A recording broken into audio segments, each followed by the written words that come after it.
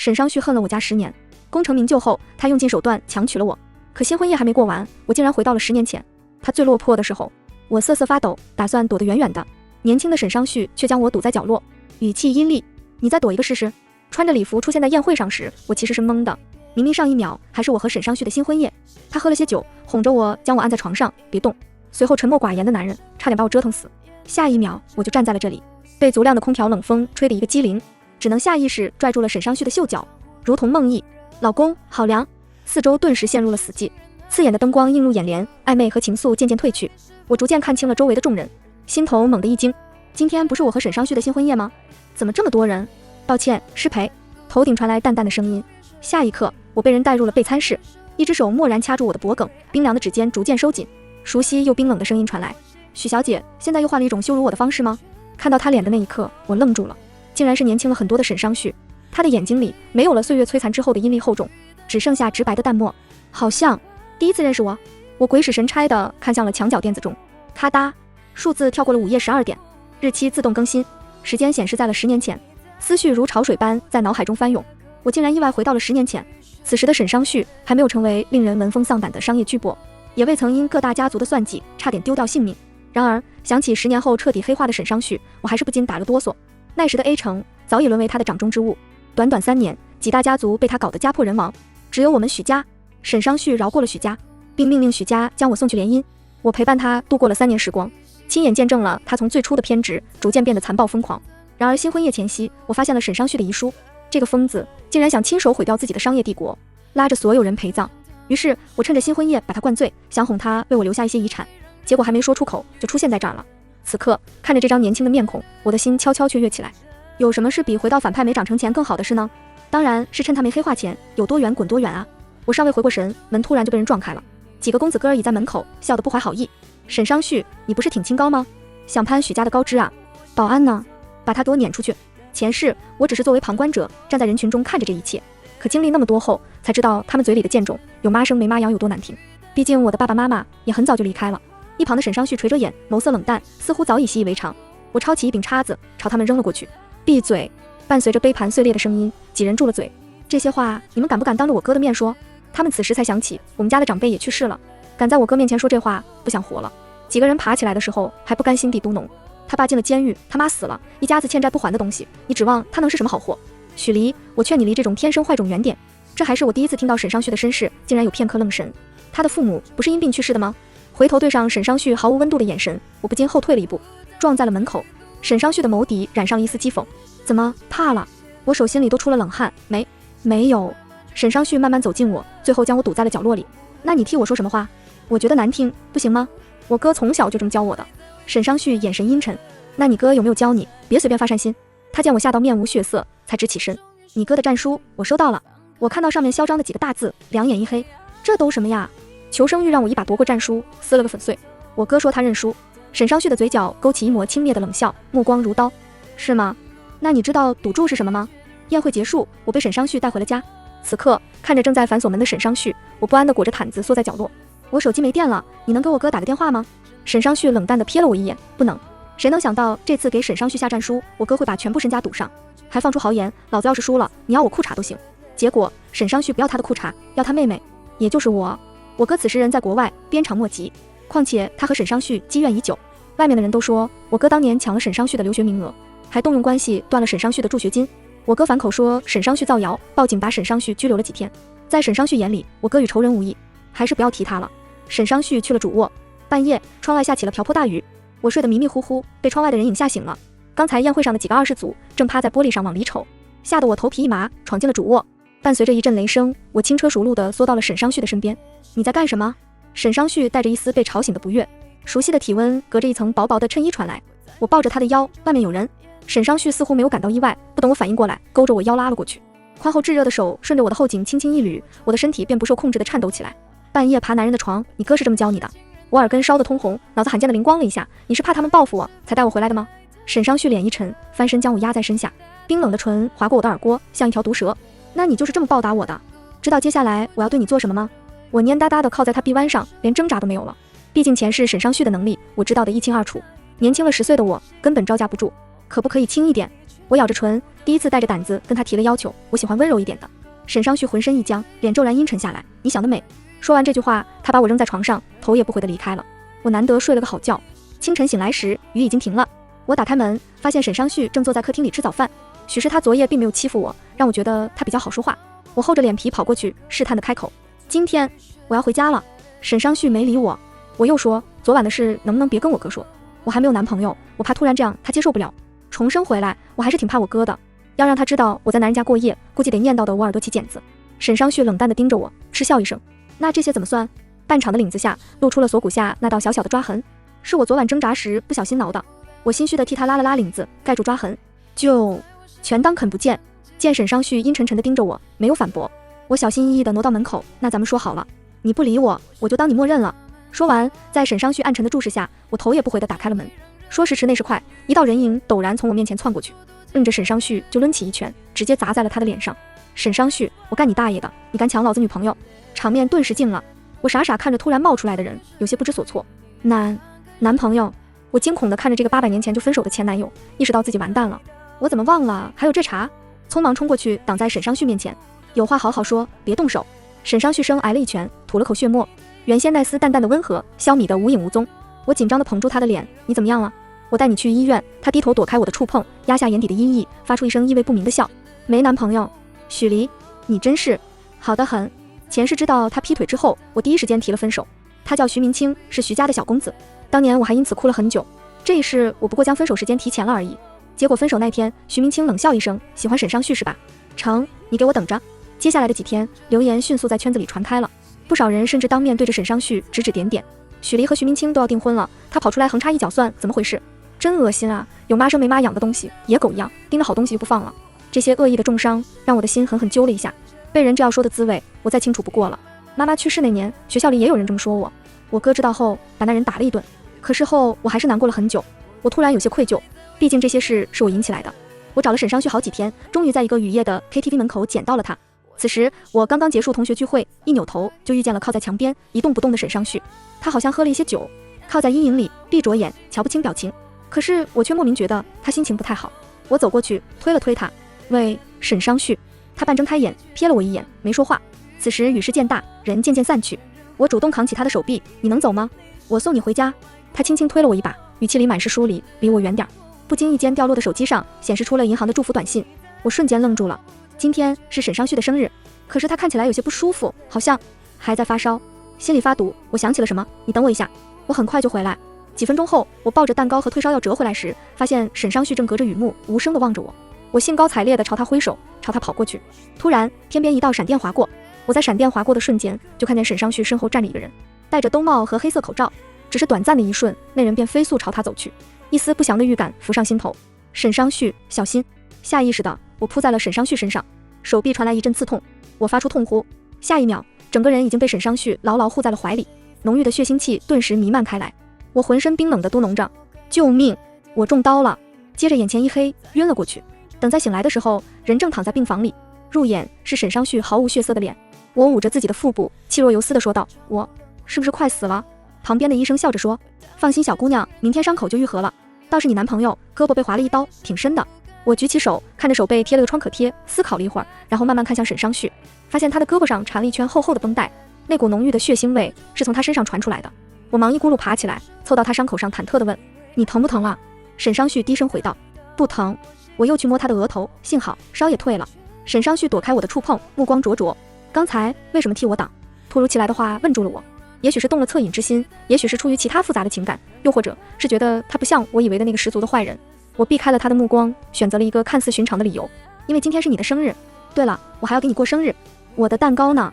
沈尚旭突然扣住了我的手腕，低头吻了上来。不同于前世充满侵略性的唇齿交锋，这一次沈尚旭动作很温柔，甚至有些小心翼翼。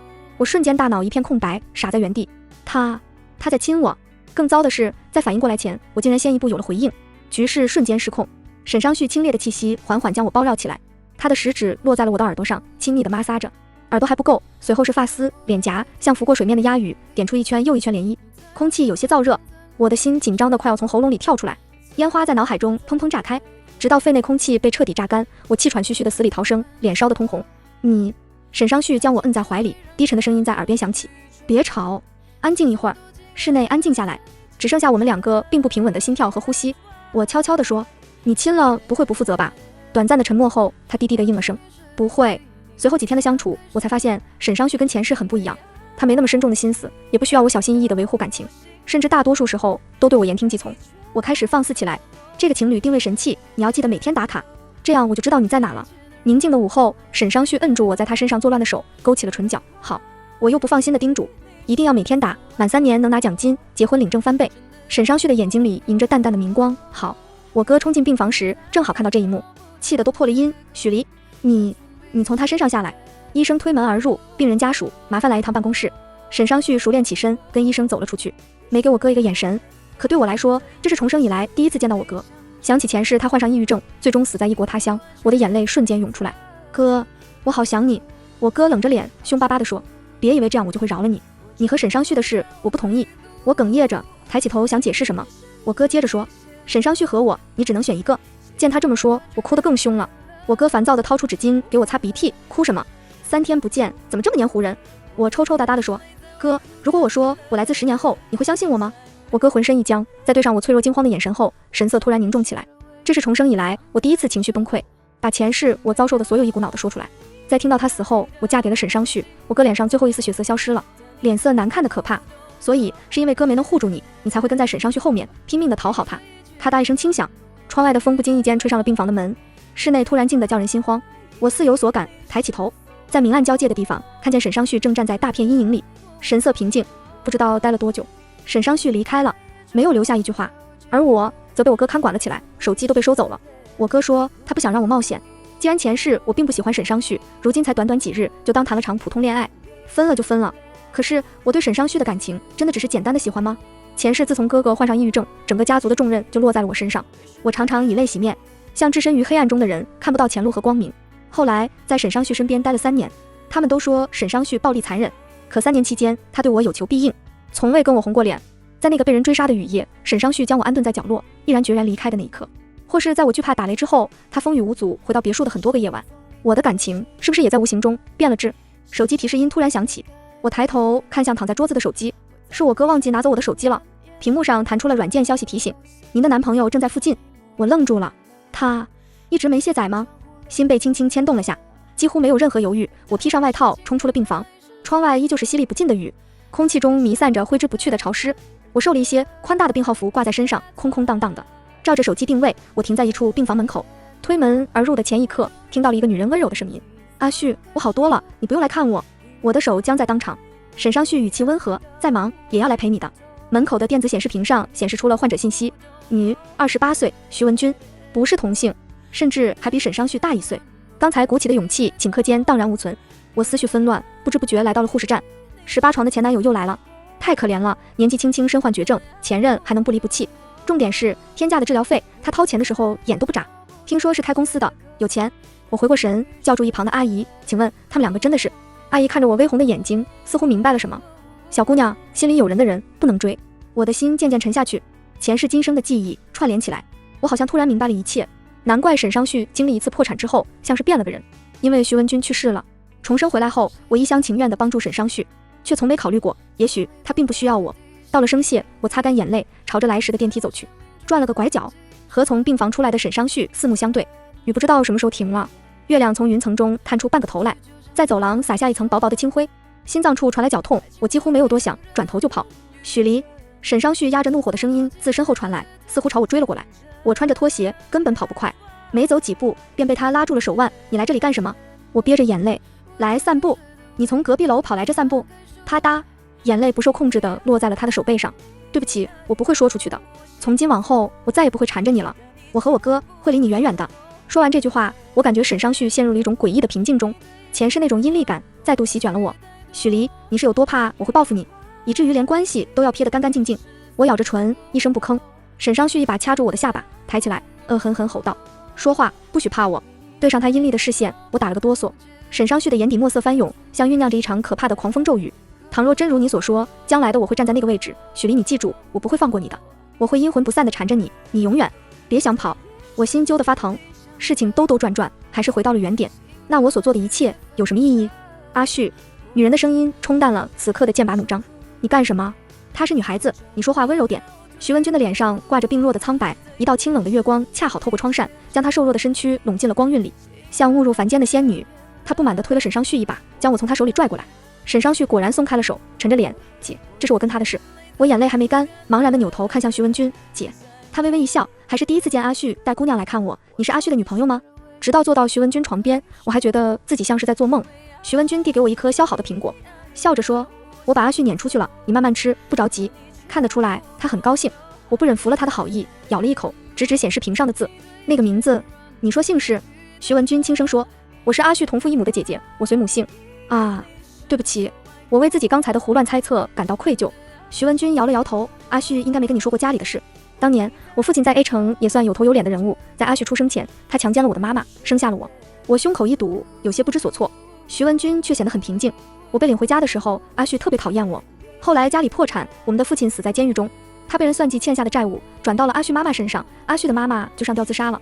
这些年来一直都是我们两个相依为命，我像是被人攥住了喉咙，说不出一句话。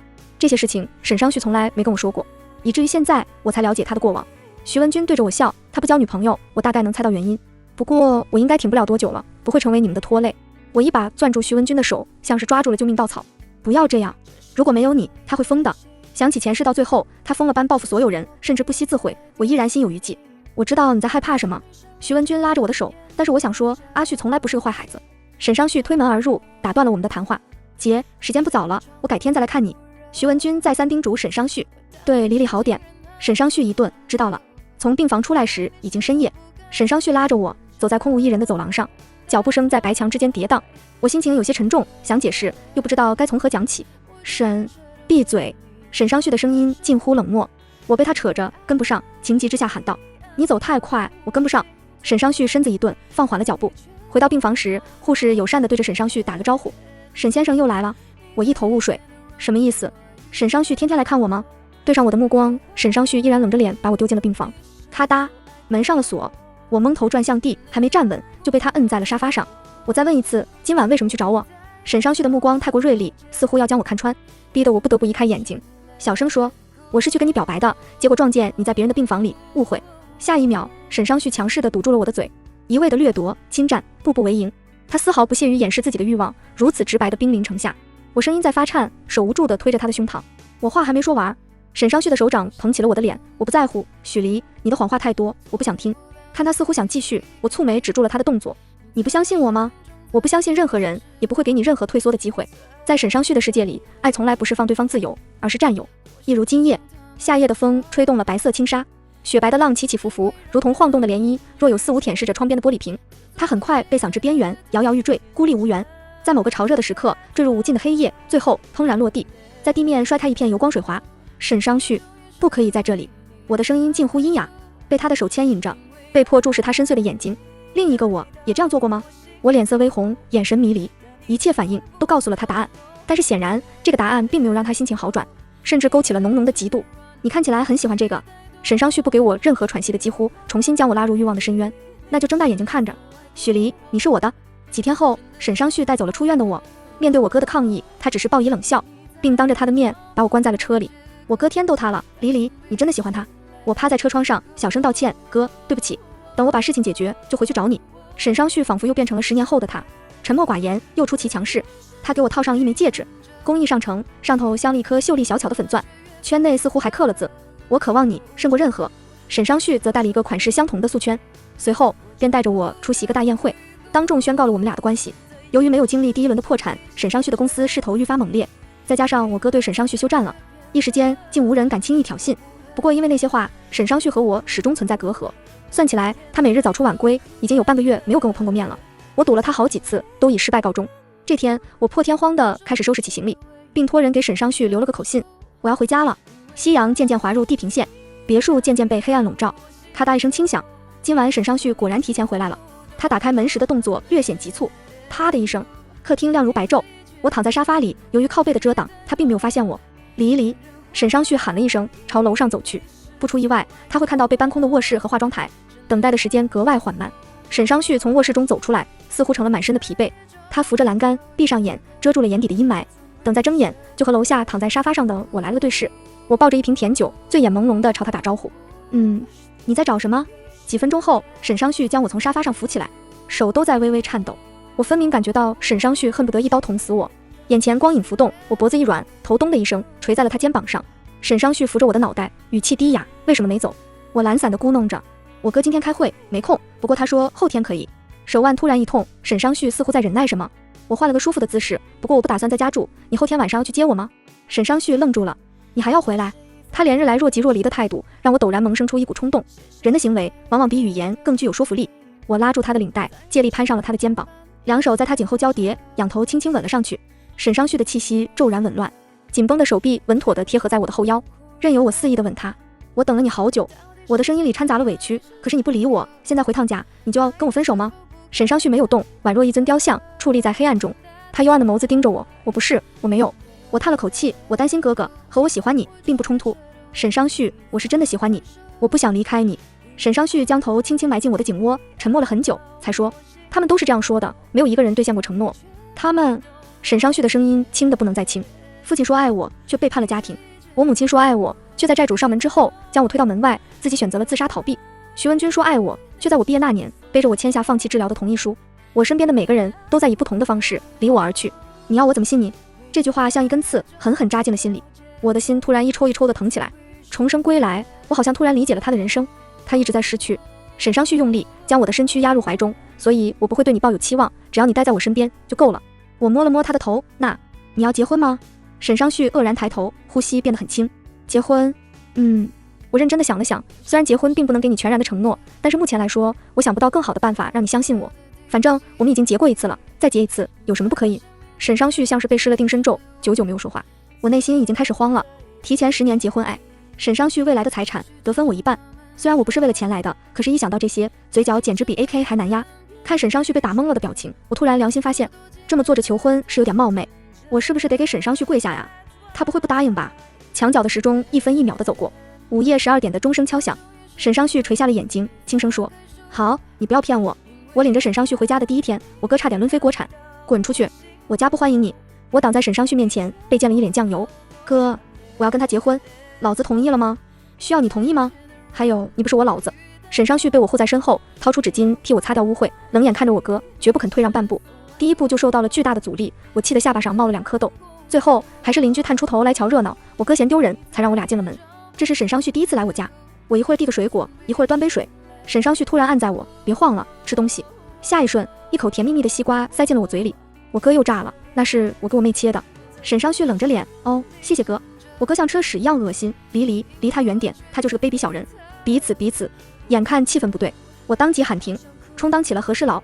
哥，你为什么喊他卑鄙小人？我哥系着围裙，冷笑一声，造谣我抢他助学金，不是卑鄙是什么？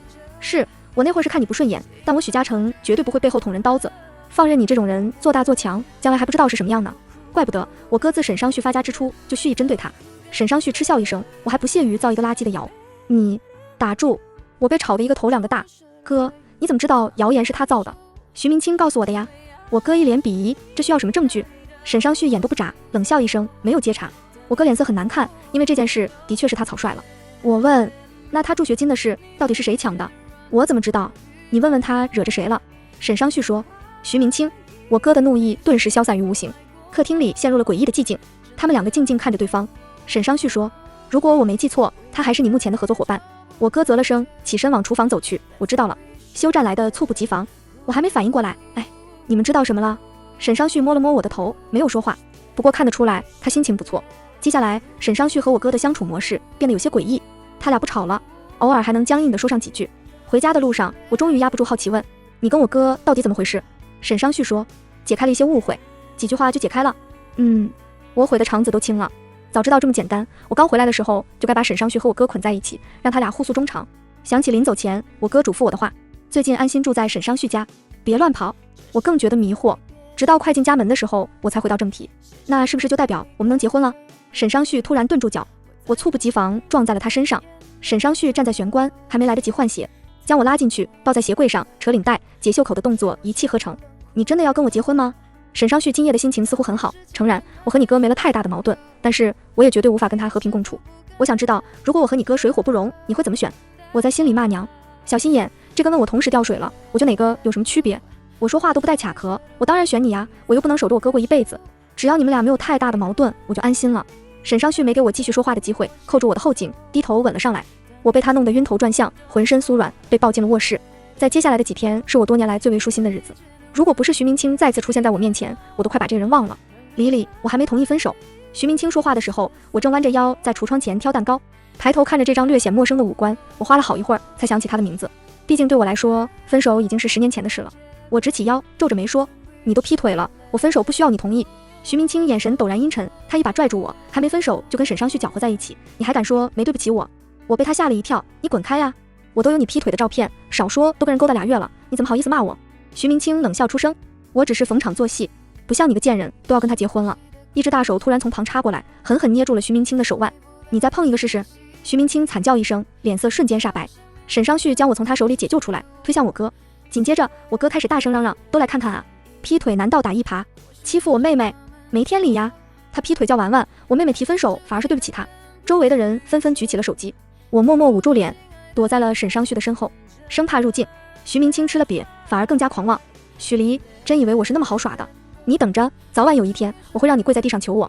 说罢，他转身推开人群，扬长而去。沈尚旭低头检查着我的手腕，疼吗？我摇了摇头。对于他和我哥捆绑出现的情况，我已经见怪不怪了。回去的路上，我坐在副驾驶上吃冰激凌。我哥和沈尚旭有一搭没一搭的聊天，事情别拖了，既然签了合约，早点结束，早点省心。我此时刚刚消化完刚才对话的信息，你们签什么合约了？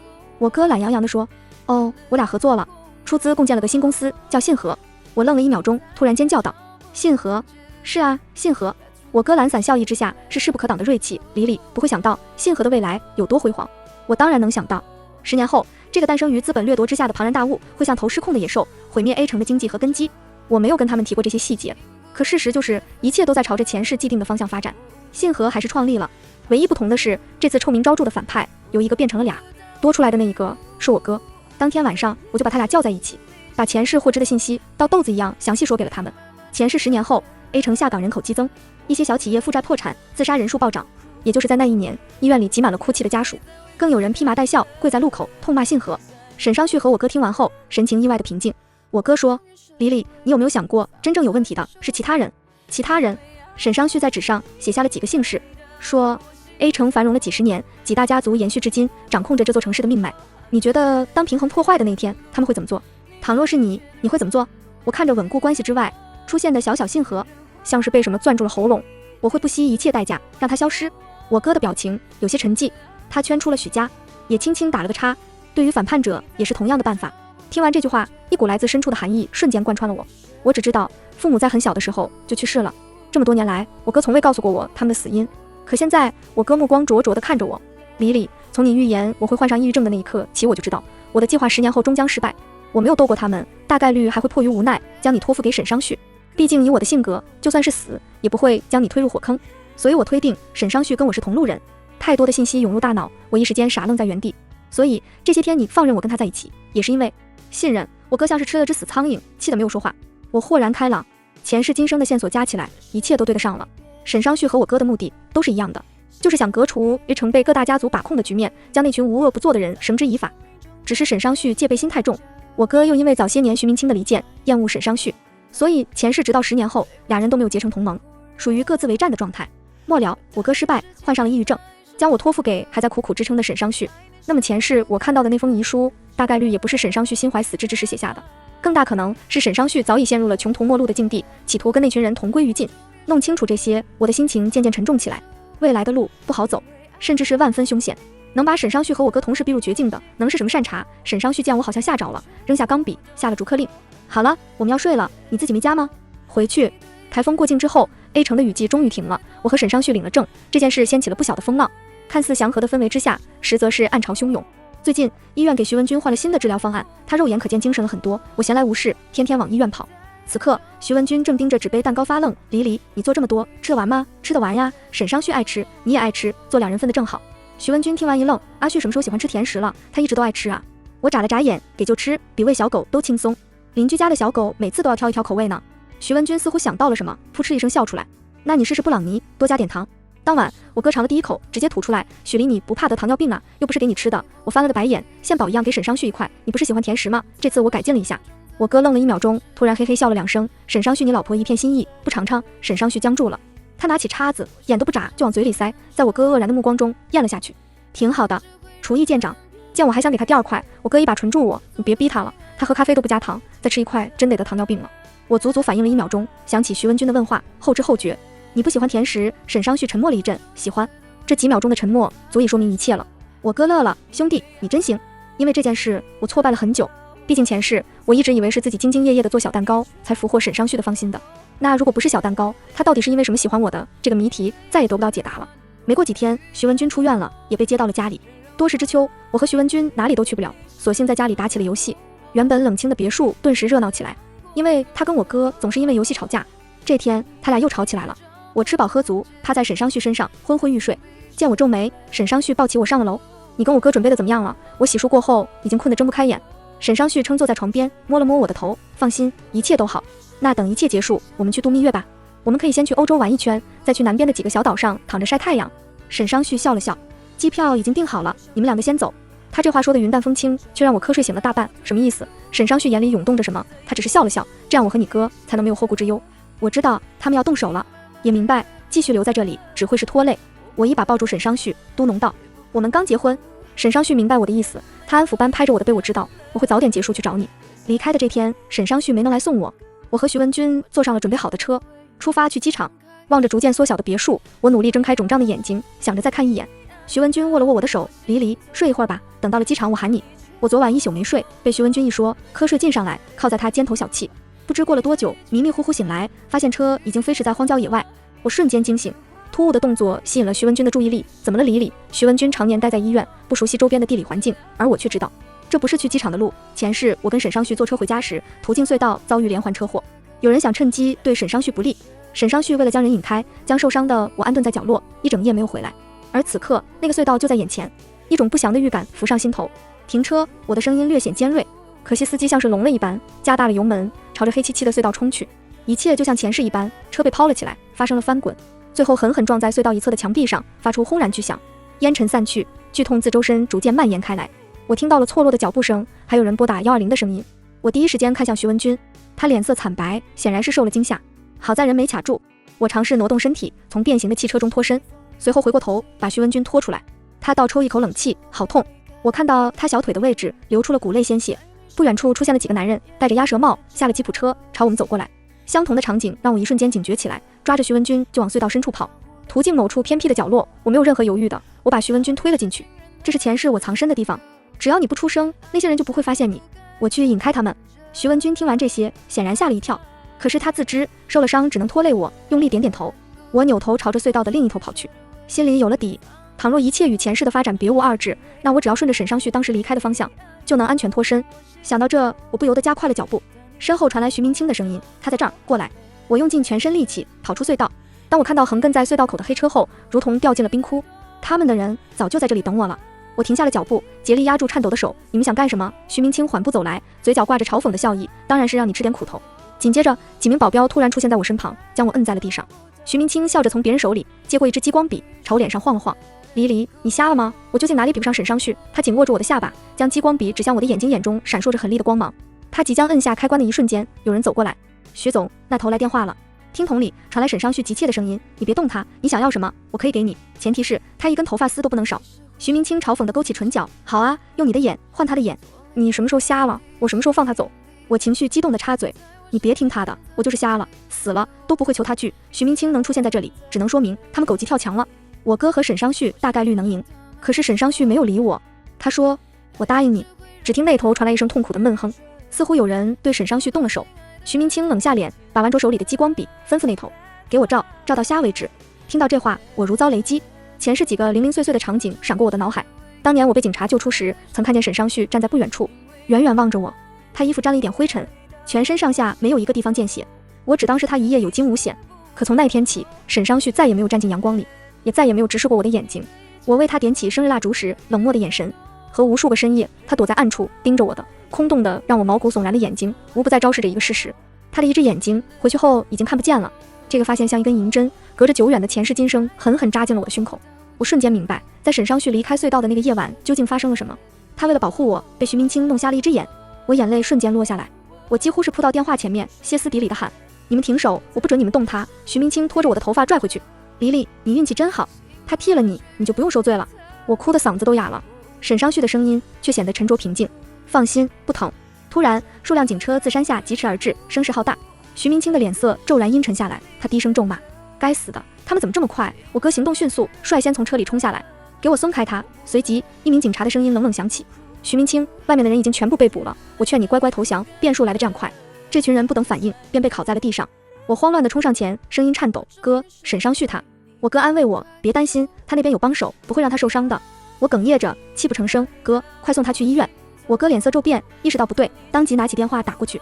那头什么情况？电话那头传来焦急的声音：沈总的眼睛刚刚被长时间的激光照射，已经被紧急送往医院了。医生怎么说？对方沉默片刻，声音低沉地回答：医生说情况不太乐观，不排除有失明的风险。当我在医院看到沈尚旭时，他正待在偏暗的角落，垂着眸子，呈现出一种生人勿近的冷漠。这一幕陡然与前世重合。我走到他面前，带着哭腔喊了句：沈尚旭。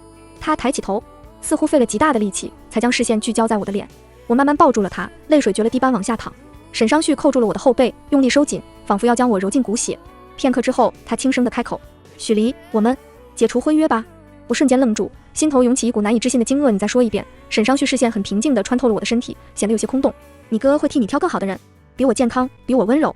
我看到他的无名指上已经没了戒指，一股无名火陡然窜起来，却又无处发泄，只好将他摁在椅子里，毫无章法的胡乱翻找。最终我在他的衬衣里面发现了变成项链的戒指。这是什么？我忍着怒火质问。沈尚旭紧握住我的手：许离，我不是什么好人，我自私偏执。多年之后，倘若你开始嫌弃我的眼睛，我不敢保证自己会做出什么事。我说：我怎么会嫌弃你的眼睛？你是因为我……沈尚旭打断了我：救命之恩在感情中是催生怨念的根源，从今之后，我们的每一次争吵都可能让你因为这份恩情而不断退让迁就。你确定不会因此而怨恨我？我张了张嘴，都快被气哭了。你这是歪理，我只是把未来的可能性摆出来。沈尚旭笑着：离离，我不是不相信你，而是不相信人性。只有将你前面的路摆出来，你才知道该如何选择。我看着他脸上的微笑，真的很想打人。他老毛病又犯了，敏感多疑，又小心眼。我猜前世他没有给我两条路的原因，大概率是我哥成了精神病，没人能给我安排后路，所以他干脆连眼瞎的事情都瞒下，杀掉一切我离开的可能。可是现在不一样了，他眼睛的事情瞒不住，所以他干脆捅破了窗户纸，向我要一个痛快。我恼火地把戒指从他脖子上拽下来，重新戴回他的无名指上。闭嘴吧你，多大脸啊，还想让我迁就你？沈尚旭在短暂的沉默后，一改刚才的冷寂，轻声笑了出来。A 城在一场雨季过后，完成了新一轮的洗牌。匍匐于是地之下的盘根错节被一招拔起，声势浩大。1年后，这座城市展现出了全新的面貌。同一时间的诊室里，医生摘下了胶皮手套，关闭了检查仪器。沈先生的右眼完全恢复正常，左眼视力较常人略差，建议您平常注意休息。沈尚旭嗯了一声，谢谢。